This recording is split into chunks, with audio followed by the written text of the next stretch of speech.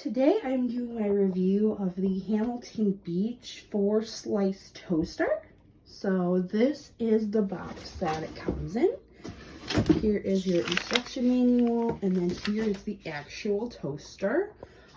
So if you'll notice here on the panel, we have an option to do 1 slice, which is cool. The defrost, bagel, and there's your cancel button, and then here's your different modes. Here's your little pictures, that's cool. And it's a very sleek stainless steel design. And also one of my favorite things about this toaster is that it comes with the trays that come right out to dump the crumbs out, which is awesome. All right. So yeah, this is the toaster. And yeah, this is a really cool toaster.